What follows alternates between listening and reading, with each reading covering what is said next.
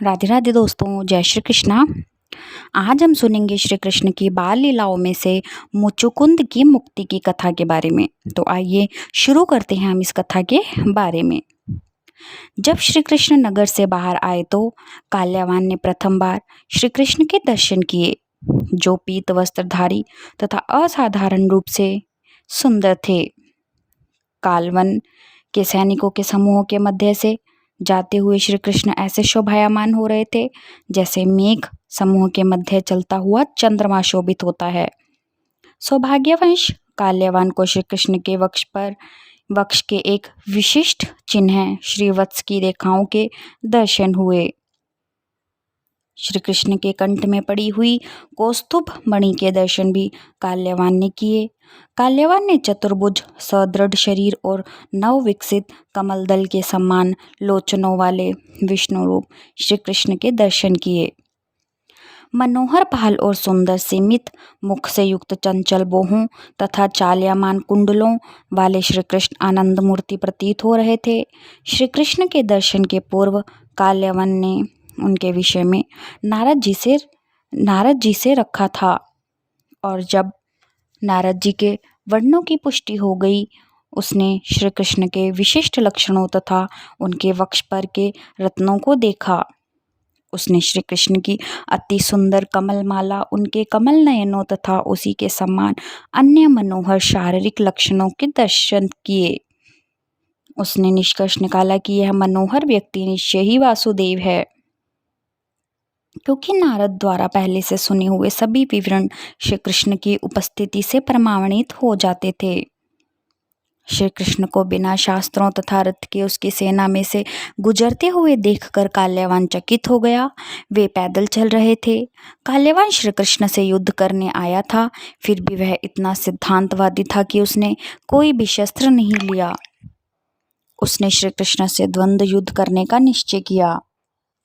इस प्रकार वे श्री कृष्ण से युद्ध करके उन्हें बंदी बनाने के लिए तत्पर हो गया, किंतु श्री कृष्ण काल्यवान की ओर दृष्टिपात किए बिना आगे बढ़ते गए और काल्यवान उन्हें बंदी बनाने की इच्छा से उनका अनुगमन करने लगा, किंतु तीव्र गति से दौड़ने पर भी वह श्री कृष्ण को नहीं पकड़ सका।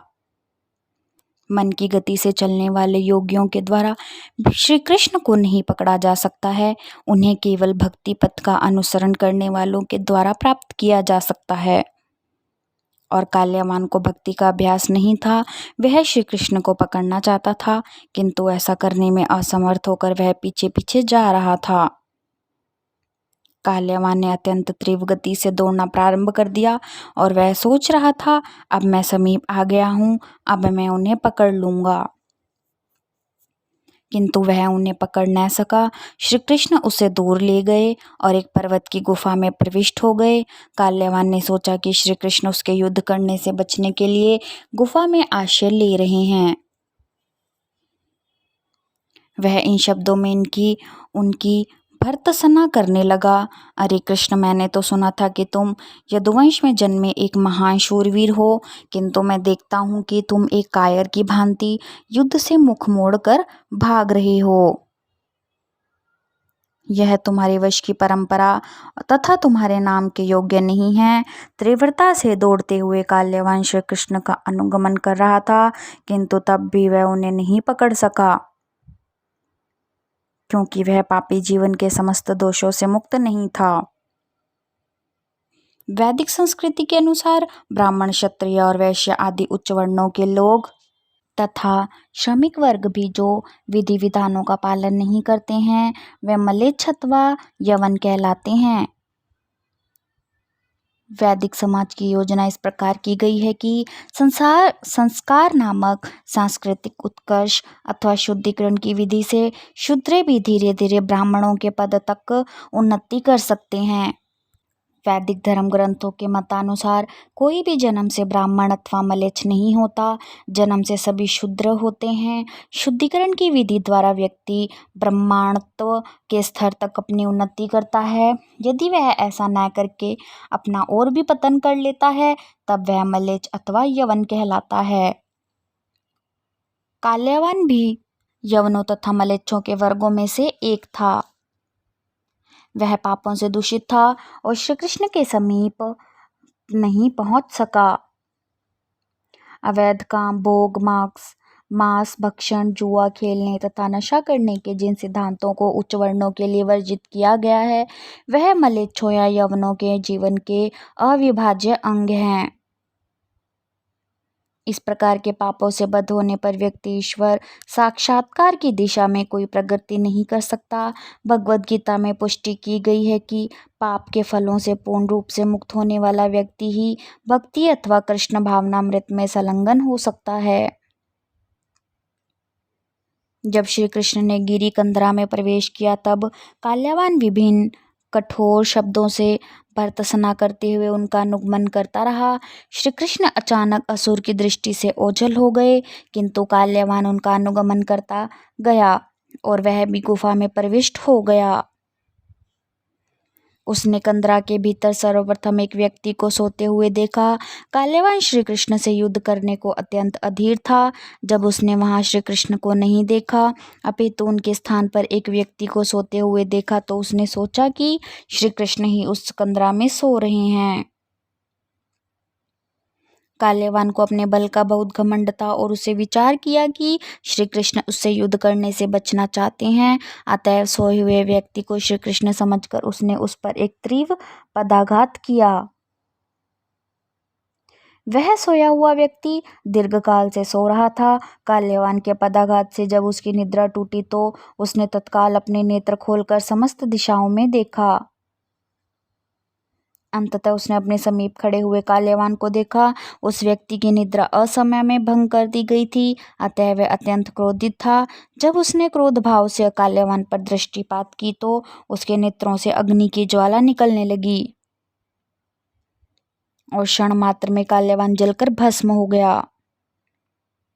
जब महाराज परीक्षित ने काल्यावान के भस्म होने की इस घटना को सुना तब उन्होंने शुकदेव गोस्वामी से उस शयन करते हुए व्यक्ति के विषय में पूछा, वह कौन था, वह वहां क्यों शयन कर रहा था, उसने इतनी शक्ति किस प्रकार प्राप्त की थी, उसके दृष्टिपात से ही काल्यावान तत्क्षण भस्म कैसे हो गया, ऐसा किस प्रकार हुआ कि गिरिकंदरा में शयन कर रहा था। उन्होंने उनके प्रश्न शुकदेव गोस्वामी के समक्ष प्रस्तुत किए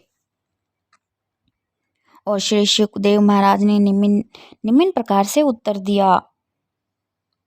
प्रिय राजन, उस पुरुष का जन्म राजा इक्ष्वाकु के महान परिवार में हुआ था। भगवान रामचंद्र का जन्म भी इसी परिवार में हुआ था। वह महान राजा मानधाता का पुत्र था।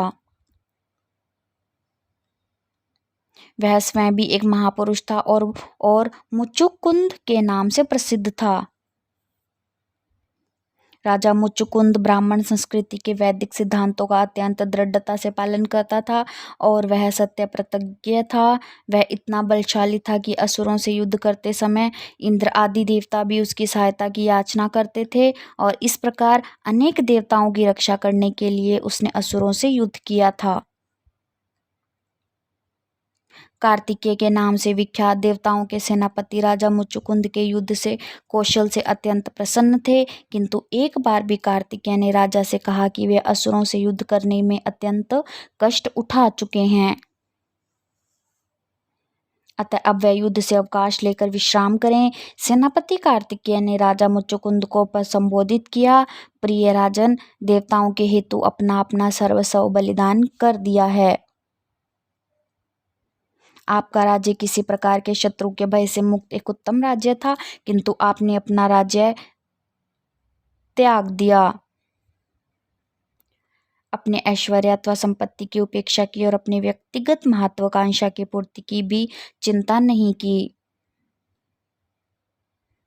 देवताओं के लिए असुरों से युद्ध करते समय आप अपने राज्य से दीर्घकाल अथवा अनुपस्थित रहे और उस अनुपस्थिति के कारण समयानुसार आपके परिवार, आपके संतान, आपके संबंधियों अथवा आपके मंत्रियों का स्वर्गवास हो चुका था।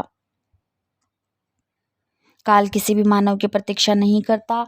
अब यदि आप उसे घर लौट भी जाएं तो वह आपका कोई भी जीवित नहीं मिलेगा। काल का प्रभाव अत्यंत बलवान होता है। काल इतना शक्तिशाली तथा बलवान है क्योंकि यह श्री भगवान का एक प्रतिनिधि है। अतएव काल बालवंतम व्यक्ति से भी बलवान है। काल का प्रभाव बिना ऐसी कठिनाइयों के सूक्ष्म वस्तुओं में भी परिवर्तन ला सकता है। काल की गति को कोई नहीं रोक सकता। जिस प्रकार पशुपालक मदारी अपनी इच्छानुसार पशुओं को वश में कर लेता है, उसी भांति काल भी वस्तुओं में अपनी इच्छानुसार समजन कर लेता है। महाकाल के द्वारा किए गए प्रबंध में कोई भी हस्तक्षेप नहीं कर सकता। मुच्चुकुंद को इस प्रकार संबोधित करते हुए देवताओं ने उनसे कहा कि मुक्ति के वरदान के अतिरिक्त वे उनसे अपनी रुचि के अनुसार कोई भी वरदान मांग लें। भगवान विष्णु के अतिरिक्त और कोई भी प्राणी मुक्ति देने में समर्थ नहीं है।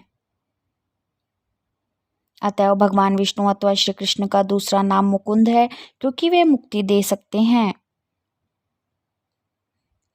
राजा मुच्चुकुंद अनेक वर्षों से सोए नहीं थे।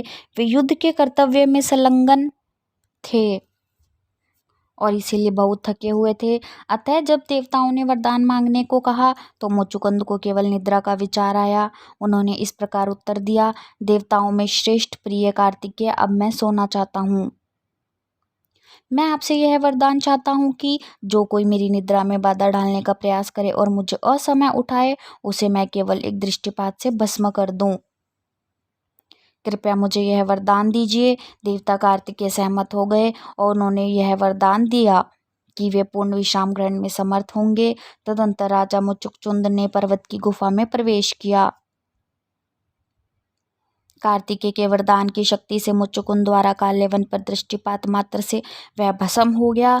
जब यह घटना पूरी हो गई, कृष्ण मुच्चुकुंद के सम्मुख आए। वास्तव में श्री कृष्ण ने मुच्चुकुंद को उनके तपस्या से मुक्ति देने के लिए ही गुफा में प्रवेश किया था, किंतु वे उनके समक्ष पहले नहीं आए। उन्होंने ऐसा प्रबंध किया कि पहले कालेवन मुच्चुकुंद के समक्ष आए। श्री भगवान का यह स्वभाव है कि एक कार्य इस प्रकार से करते हैं कि उससे अनेक प्रयोजन भी सिद्ध होते हैं। श्री कृष्ण गुफा में सोते हुए उस मुच्चुकुंद का उद्धार करना चाहते थे, साथ ही साथ मथुरा पर आक्रमण करने वाले काल्यवान का उद्धार भी करना चाहते थे।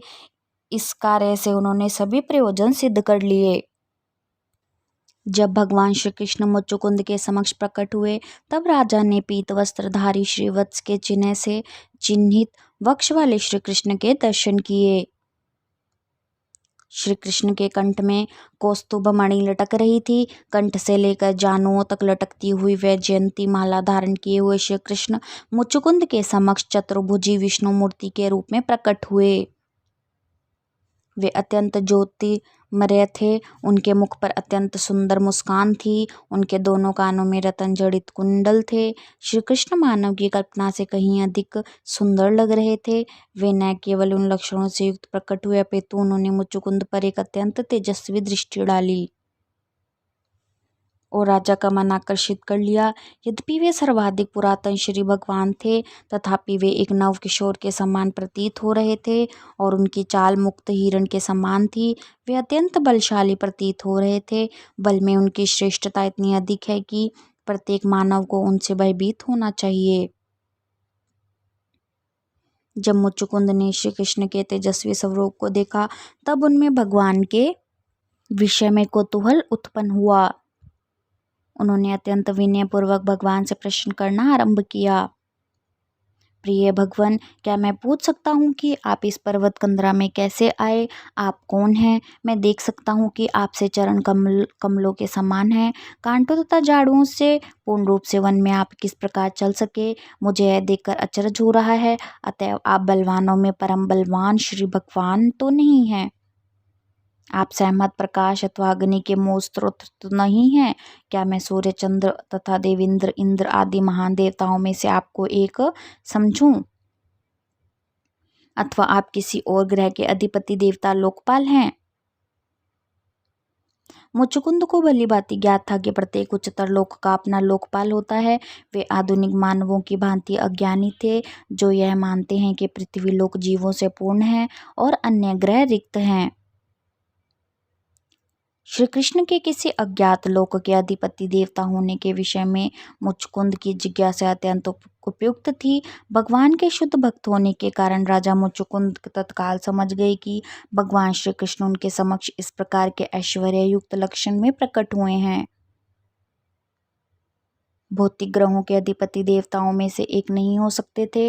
वे अवश्य ही भगवान श्री कृष्ण होंगे, जिनके अनेक विष्णु रूप हैं। अतएव मुचुकुंद ने उन्हें पुरुषोत्तम भगवान विष्णु माना।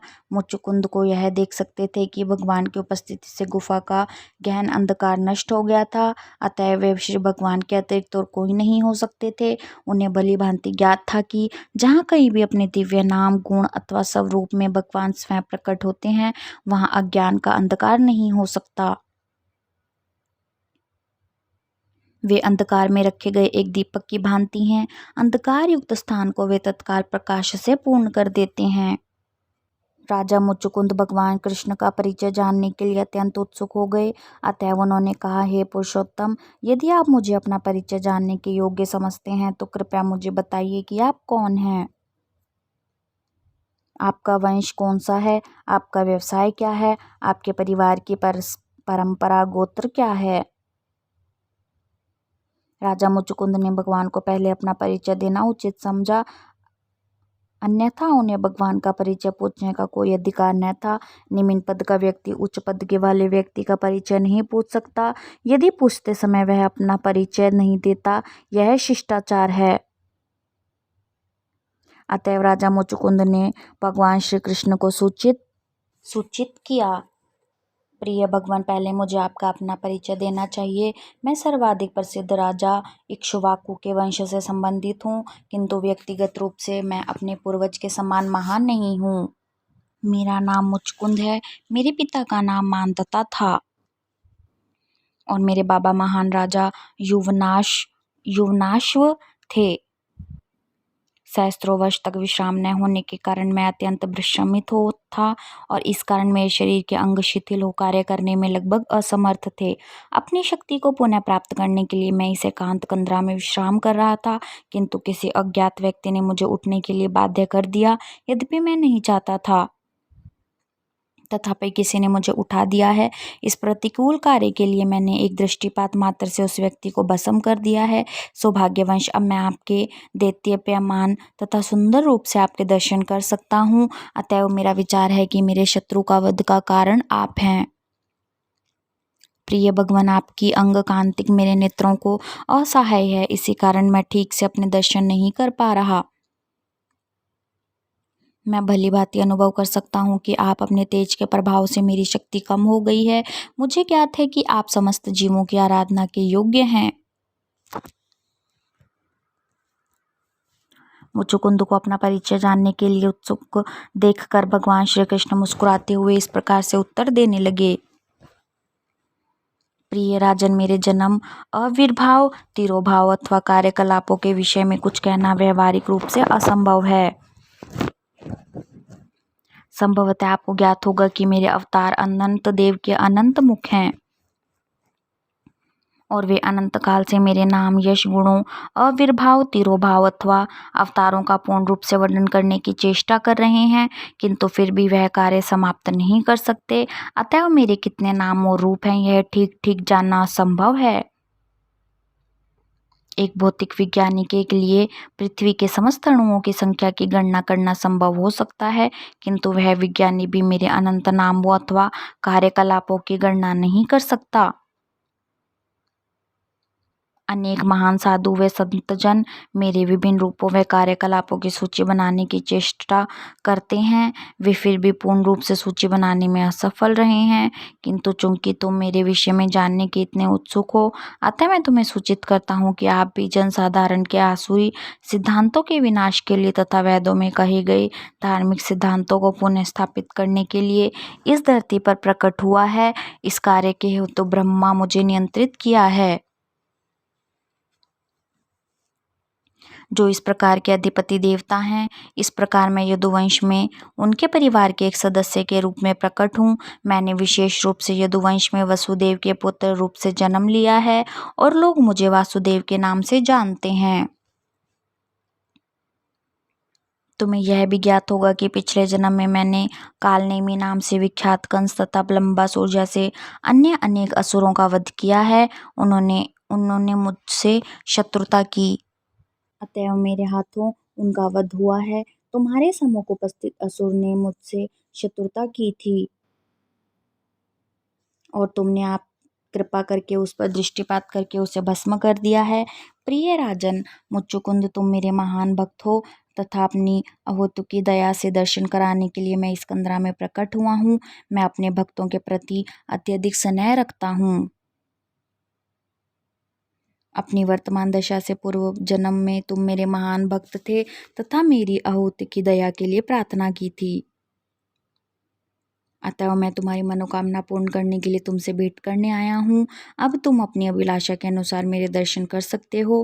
प्रिय राजन, अब तुम मुझसे अपनी इच्छा अनुसार कोई भी वरदान मांग सकते हो। मैं तुम्हारी मनोकामना पूर्ण करने को तत्पर हूँ।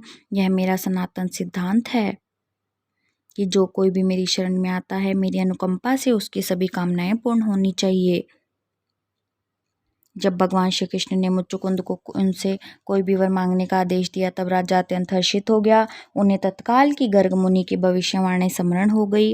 गर्ग मुनि ने दीर्घकाल एवं भविष्यवाणी की थी कि वैवस्वत मनु के 28वें मनवंतर में भगवान श्री कृष्ण इस पृथ्वी पर प्रकट होंगे। जैसे ही उन्हें यह भविष्यवाणी स्मरण हुई, उन्हें समझ में आने लगा कि भगवान श्री कृष्ण के रूप में स्वयं पुरुषोत्तम नारायण उनके समक्ष उपस्थित हैं।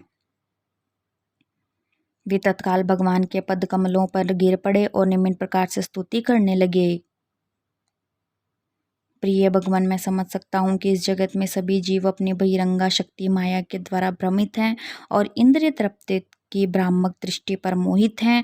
भ्रामिक गतिविधियों में पूर्ण रूप से संलग्न होने के कारण वे अपने चरणा बिंदु की पूजा के प्रति अनिच्छुक हैं। आपके चरण कमलों की शरण में अनेक के लाभों का उन्हें ज्ञान नहीं है। इसी कारण वे भौतिक जगत के विभिन्न दुखदायी दशाओं के वशीभूत होते हैं। मूर्खता वश वे विभिन्न प्रकार के दुखद शत्रुओं को जन्म देने वाले तथा कथित समाज मैत्री तथा प्रेम के प्रति बंधे रहते हैं। आपकी बहिरंगा शक्ति से भ्रमित होकर प्रत्येक व्यक्ति, स्त्री तथा पुरुष दोनों ही इस भौतिक जगत से बंधे रहते हैं। छलने वालों तथा छल जाने वालों के इस समाज में सभी एक दूसरे को छलने में संलग्न हैं। ये मूर्ख व्यक्ति यह नहीं जानते हैं कि इस मानव जीवन को प्राप्त करना कितना बड़ा सौभाग्य है। अतः वे उनके चरण कमलों का भजन करने के अनिच्छुक हैं। आपकी बहिरंगा शक्ति के प्रभाववश वे केवल भौतिक गतिविधियों के आकर्षण से बंधे रहते हैं। अंधकूप में गिरे हुए गूंगे पशु की भांति वे केवल तथाकथित समाज मैत्री और प्रेम से बंधे रहते हैं। अंधकूप का उदाहरण केवल इसीलिए दिया गया है क्योंकि खेतों में अनेक ऐसे कुएं हैं जो अनेक वर्षों तक उपयोग में न आने के कारण घास से ढक जाते हैं और बेचारे पशु उन कुओं को न जानने के कारण उनमें गिर जाते हैं। यदि कोई उनकी रक्षा न करे तो उनकी मृत्यु हो जाती है। घास के कुछ तिनकों पर मोहित होकर पशु अंधकूप में गिरकर मृत्यु हो जाती है। उसी भांति मूर्ख व्यक्ति जीवन के महत्व को न जानकर उसे केवल इंद्रिय तृप्त के लिए नष्ट कर देते हैं और व्यर्थ ही अनावश्यक रूप से मृत्यु को प्राप्त होते हैं। प्रिय भगवान, प्रकृति के इस सार्वभौम नियम का मैं अपवाद नहीं हूँ। मैं भी उन्हें मूर्ख व्यक्तियों में से एक हूँ जिन्होंने अपना समय व्यर्थ गवा दिया है। और मेरी स्थिति तो विशेष रूप से गंभीर है। राजवश का होने के कारण मैं साधारण व्यक्तियों से भी अपने गर्वयुक्त था। एक साधारण मनुष्य अपने शरीर अथवा परिवार का स्वामी होने की बात सोचता है, किंतु मैंने बड़े पैमाने पर यह भ्रामक विचार करना आरंभ किया। मैं समस्त जगत का स्वामी बनना चाहता था। जैसे जैसे मैं इंद्रिय तृप्ति के विचारों से उन्मुख होता गया, वैसे वैसे जीवन के प्रति मेरी देहात्मा बुद्धि दृढ़तर होती गई। घर, पत्नी, संतान, धन और जगत पर प्रभुत्व के प्रति मेरी आसक्ता न केवल अधिक प्रबल होती गई, अपितु वास्तव में मेरी आसक्ति असीम थी। इस प्रकार जीवन की भौतिक दशाओं के विचार में से मैं सर्वदा बद्ध रहा। अतएव भगवान, मैंने अपना इतना बहुमूल्य जीवन व्यर्थ गवा दिया। जीवन विषयक मेरी मिथ्या धारणा दृढ़ होने के कारण मैं विचार करने लगा कि असित मांस का पिंजर या भौतिक शरीर ही सब कुछ है और व्यर्थ में ही उस श्वान कुत्ते की भांति यह विश्वास करने लगा कि वह मानव समाज का राजा बन गया है। देहात्म बुद्धि के कारण सैनिकों, सारथियों, हाथियों और अश्वों आदि की अपनी सैन्य शक्ति सहित मैं समस्त जगत की यात्रा करने लगा। अनेक सेनापति मेरी सहायता करते थे तथा मैं अपनी शक्ति पर गर्वित हो उठा। इस कारण सर्वाधिक अंतरंग सखा की भांति मेरे हृदय में सदा निवास करने वाले भगवान, मैं आपको नहीं पा सकता। मैंने आपकी चिंता नहीं की और भौतिक रूप से मेरी तथाकथित उन्मत्त स्थिति का यह दोष था। मेरे विचार में मेरी भांति सभी प्राणी आध्यात्मिक साक्षात्कार के प्रति असावधान रहते हैं और यह सोचते हुए कि क्या किया जाए, आगे क्या होगा, सदैव उद्विग्न रहते हैं। किंतु हमें भौतिक कामनाओं में से दृढ़ता से बांध रखा है, अतएव हम उन्मुक्तावस्था में बने रहते हैं। भौतिक विचारों में इतना मगन होने पर भी आपका एक ही स्वरूप अटल काल अपने कर्तव्य के प्रति सदैव सावधान रहता है। जैसे ही निर्धारित समय समाप्त होता है, वैसे ही आप हमारी भौतिक स्वप्नों की समस्त गतिविधियों को तत्काल समाप्त कर देते हैं। काल के रूप में आप हमारी समस्त गतिविधियों को उसी प्रकार समाप्त कर देते हैं जैसे एक भूखा काल सर्प निर्दयता पूर्वक शीघ्रता से एक छोटे से चूहे को निगल जाता है। वे राजसी शरीर को जीवन में सदैव सर्वाभूषणों से सज्जित रहते हैं तथा जो उत्तम अश्वों वाले रथों पर अथवा स्वर्णाभूषणों से सुसज्जित हाथी की पीठ पर सवार होकर चले जाते हैं, काल की क्रूर गति से निर्जीव हो जाते हैं। मानव समाज के राजा के रूप में प्रसिद्ध वही राजसी शरीर अटल काल के प्रभाव से अंतर्गत क्षय को प्राप्त होता है और कीड़े मकोड़ों का भोजन बन जाता है अथवा भस्म हो जाता है या किसी पशु की विष्ठा बनने के योग्य हो जाता है। यह सुंदर शरीर जीवात्मावस्था में राजसी हो सकता है, किंतु मृत्यु के उपरांत एक राजा शरीर को भी पशु खाते हैं, अतएव यह विष्ठा में परिवर्तित हो जाता है अथवा उसे शमशान में जला दिया जाता है और वह भस्म बन जाता है अथवा उसे कब्र में दबा देते हैं, जिससे भिन्न भिन्न प्रकार के कीड़े मकोड़ों की उत्पत्ति होती है। प्रिय भगवान, हम न केवल मृत्यु के पश्चात इस अटल काल के पूर्ण नियंत्रण में आ सकते हैं, अपितु जीवितावस्था में भी एक दूसरे के प्रकार से इसके नियंत्रण में आते हैं।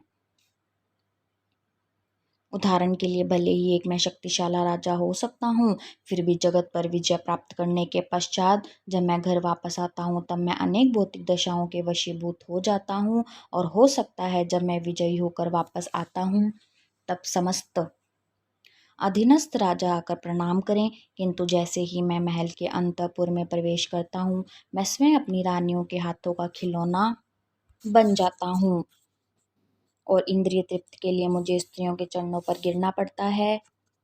जीवन का भौतिकवादी मार्ग इतना जटिल है कि भौतिक जीवन का आनंद उठाने के पूर्व व्यक्ति को इतना कठोर श्रम करना पड़ता है कि शांतिपूर्वक आनंद भोगने का अवसर कठिनाई से मिलता है।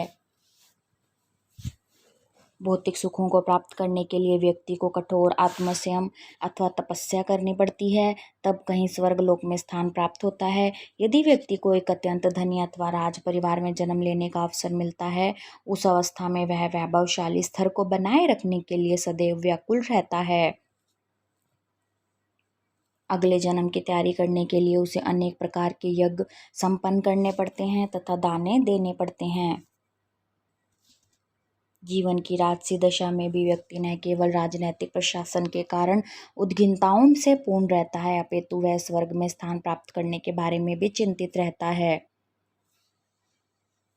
अतएव भौतिक बंधनों से मुक्त होना अत्यंत कठिन है, किंतु यदि किसी प्रकार किसी व्यक्ति पर अपना अनुग्रह हो जाता है, तब केवल आपकी कृपा से ही उसे किसी शुद्ध भक्ति की संगति का अवसर मिल जाता है। भौतिक बद्ध जीवन के बंधनों से मुक्ति का यही आरंभ बिंदु है। प्रिय भगवान, आप भौतिक तथा आध्यात्मिक दोनों जगतों के नियंता हैं। व्यक्ति केवल शुद्ध भक्ति की संगति के द्वारा आपकी ओर आकर्षित होता है। आप समस्त शुद्ध भक्तों के परम लक्ष्य हैं और शुद्ध भक्तों की संगति के द्वारा भक्ति आपके प्रति अपना सुप्त प्रेम को विकसित कर सकता है।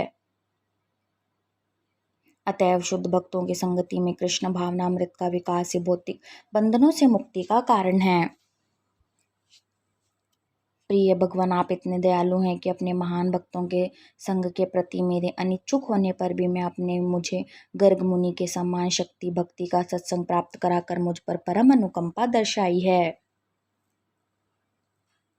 आपकी अहेतु की दया से मैंने अपने भौतिक ऐश्वर्य, अपने राज्य तथा अपने परिवार को खो दिया है।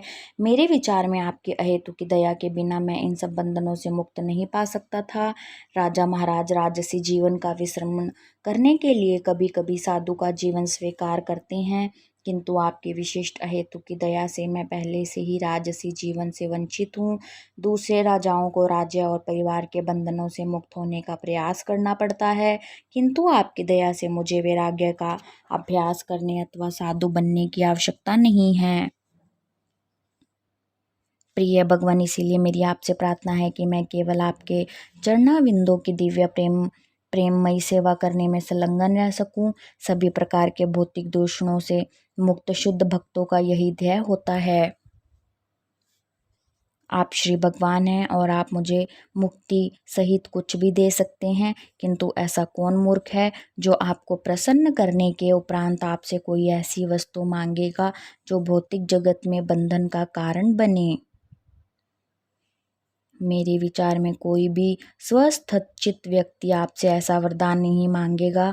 आप श्री भगवान हैं। आप प्रत्येक प्राणी के हृदय में निवास करने वाले परमात्मा हैं। आप निर्विशेष ब्रह्मा ज्योति हैं। अतएव मैं आपकी शरण में आता हूँ। इतना ही नहीं, आप यह भौतिक जगत भी है, क्योंकि यह भौतिक जगत आपकी बहिरंगा शक्ति की अभिव्यक्ति मात्र है। अतएव किसी भी दृष्टिकोण से आप प्रत्येक प्राणी के परमाक्षय हैं। भौतिक स्तर पर हो अथवा आध्यात्मिक स्तर पर, सबको आपके चरण कमलों का आश्रय लेना पड़ता है। अतएव भगवान, मैं आपकी शरण लेता हूँ। अनेकानेक जन्मों में मैं भौतिक जगत के त्रिदाहों से पीड़ित हूँ और अब मैं इससे थक गया हूँ। मैं केवल अपनी इंद्रियों के वशीभूत रहा और कभी कभी संतुष्ट नहीं हुआ। अतः मैं आपके उन चरण कमलों की शरण लेता हूँ जो समस्त शांतिपूर्ण जीवन के स्रोत हैं और जो भौतिक दूषणों से उत्पन्न सभी प्रकार के शोकों को मिटा सकते हैं। प्रिय भगवान, आप प्रत्येक जीव के परमात्मा हैं और आप सब कुछ समझ सकते हैं। जब मैं भौतिक इच्छा के सभी दूषणों से मुक्त हूँ, मुझे इस भौतिक जगत का उपभोग करने की कोई कामना नहीं है, न ही मुझे आपके आध्यात्मिक ज्योति में विलीन होने का लाभ उठाना चाहता हूँ। मुझे आप केवल परमात्मा पक्ष का ध्यान करने की भी इच्छा नहीं है, क्योंकि मुझे ज्ञात है कि आपका आश्रय लेने मात्र से ही मैं पूर्ण रूप से शांत और स्थिर हो जाऊंगा। राजा मुचुकुंद के इस कथन को सुनकर भगवान कृष्ण ने उत्तर दिया, प्रिय राजन, तुम्हारे कथन से मैं अत्यंत प्रसन्न हूँ। तुम समस्त पृथ्वी के राजा रह चुके हो, किंतु मुझे आश्चर्य है कि तुम्हारा मन और समस्त भौतिक दूषणों से मुक्त हो चुका है। अब तुम्हें भक्ति करने के योग्य हो गए हो। मुझे यह देखकर अत्यधिक हर्ष है कि यद्यपि मैंने तुम्हें कोई भी वर मांगने का अवसर दिया, किंतु तुमने इसका लाभ उठाकर किसी भौतिक लाभ की कामना नहीं की। मैं समझ सकता हूँ कि तुम्हारा मन अब मुझ पे केंद्रित है और किसी भौतिक गुण से शुद्ध नहीं है। सतराजा तथा तम नामक तीनों भौतिक गुण होते हैं। जब व्यक्ति रज तथा तम के सम्मिलित गुणों में अव्यवस्थित होता है, तब वह विभिन्न प्रकार के प्रलोभनों तथा वासनाओं के द्वारा इस भौतिक जगत में सुख प्राप्त करने का प्रयास करने के लिए प्रेरित कर दिया जाता है। जब वह सतोगुण में अवस्थित होता है, तब वह विभिन्न प्रकार के तपों और संयमों का संपादन करके स्वयं को शुद्ध करने का प्रयास करता है। और जब व्यक्ति वास्तविक ब्राह्मण के स्तर पर पहुंचता है, तब वह भगवान के अस्तित्व में लीन हो जाने की कामना करता है। किंतु जब वह व्यक्ति केवल भगवान के चरण कमलों की सेवा करने की कामना करता है, तब वह त्रिगुणातीत होता है। अतएव शुद्ध कृष्ण भावना भावित व्यक्ति सदैव ही तीनों गुणों से मुक्त होता है। प्रिय राजन, भक्ति में तुम कितनी प्रगति कर चुके हो, इसकी परीक्षा लेने के लिए मैंने तुमको वर देना चाहा था। अब मैं देख सकता हूँ तुम शुद्ध भक्त के स्तर को प्राप्त कर चुके हो, क्योंकि तुम्हारा मन भौतिक जगत की किसी भी प्रकार की लोलुपता, लालच अथवा दुर्वासनाओं से शुद्ध नहीं है। इंद्रियों का दमन तथा प्राणायाम का अभ्यास करके अपना उत्कर्ष करने का प्रयास करने वाले योगी भी इतने पूर्ण रूप से भौतिक कामनाओं से मुक्त नहीं हैं। ऐसे अनेक उदाहरण देखे गए हैं कि जैसे ही प्रलोभन समक्ष आता है, ऐसे योगी फिर भौतिक स्तर पर उतर आते हैं। इस कथन की पुष्टि करने वाले ज्वलंत उदाहरण विश्वामित्र मुनि हैं। विश्वामित्र मुनि एक महान योगी थे जो प्राणायाम का अभ्यास कर रहे थे, किंतु जब उनके निकट स्वर्ग की अप्सरा मेनका गई तो वे संयम खो बैठे और मेनका से शकुंतला नामक एक पुत्री उत्पन्न की। किंतु शुद्ध भक्त हरिदास ठाकुर एक वेश्या के द्वारा इस प्रकार से प्रलोभन दिए जाने पर भी कभी विचलित नहीं हुए। भगवान कृष्ण ने आगे कहा, प्रिय राजन, इसीलिए मैं तुमको यह विशेष वरदान देता हूँ कि तुम सदैव मेरे विषय में चिंतन करोगे। इस प्रकार तुम त्रिगुणों से दूषित हुए बिना भौतिक जगत में मुक्त रूप से विचरण करने में समर्थ होगे। भगवान का इस कथन की पुष्टि करता है कि गुरु के निर्देशन में भगवान की दिव्य प्रेमा भक्ति में संलग्न कृष्ण भावनामृत में यथार्थ स्थिति भक्त कभी भी प्रकृति के गुणों को दूषणों से प्रभावित नहीं होने देता। भगवान ने कहा, प्रिय राजन, एक क्षत्रिय होने के कारण तुमने आखेट करते हुए और राजनीतिक संग्रामों में पशुवध का अपराध किया है। शुद्धिकरण के लिए स्वयं को भक्ति योग के अभ्यास में संलग्न करो और अपना मन सदैव मुझ में लीन रखो। शीघ्र ही तुम्हें इन पापों के फलों से मुक्ति मिल जाएगी। इस कथन में ऐसा प्रतीत होता है, यद्यपि क्षत्रियों को शिकार के समय पशुवध करने की अनुमति है, तथापि मैं पापों से जन्य इन दूषणों से मुक्त नहीं होते। अतएव किसी के क्षत्रिय, वैश्य अथवा ब्राह्मण लेने होने से कोई अंतर नहीं पड़ता। जीवन के अंत में सभी को संन्यास लेने की संस्तुति की जाती है। सभी को पूर्ण रूप से स्वयं को भगवान की सेवा में संलग्न कर देना चाहिए और इस प्रकार पूर्व जन्म के पापों से मुक्ति प्राप्त करनी चाहिए। तदंतर भगवान ने राजा मुचुकचंद को आश्वासन दिलाया, अपने अगले जन्म में एक श्रेष्ठ वैष्णव के रूप में जन्म लोगे जो कि ब्राह्मण में सर्वोत्तम होंगे। उस जन्म में मेरी दिव्य सेवा में संलग्न रहना ही तुम्हारा एकमात्र प्रयोजन होगा। वैष्णव प्रथम श्रेणी का ब्राह्मण होता है, क्योंकि जिसने एक प्रामाणिक ब्राह्मण के गुण प्राप्त नहीं किए वह वैष्णव के स्तर को नहीं प्राप्त कर सकता। जब कोई वैष्णव स्तर को प्राप्त कर लेता है तब वह पूर्णतः समस्त जीवों के कल्याण में संलग्न हो जाता है। कृष्ण भावनामृत का प्रचार ही समस्त जीवों का परम कल्याण करना है। यहाँ पर कहा गया है कि जिन पर भगवान का विशेष अनुग्रह होता है वे पूर्ण रूप से श्री कृष्ण भक्त बन सकते हैं और वैष्णव दर्शन का प्रचार करने में संलग्न हो सकते हैं। और इसी के साथ हमारी ये कथा पूर्ण हुई। और आप लोगों को हमारी ये कथा कैसी लगी, आप लोग हमें कमेंट करके ज़रूर बताएं। और आगे की कथा सुनने के लिए हमारे चैनल को सब्सक्राइब करें, लाइक करें और ज़्यादा से ज़्यादा शेयर करें। राधे राधे, जय श्री कृष्णा।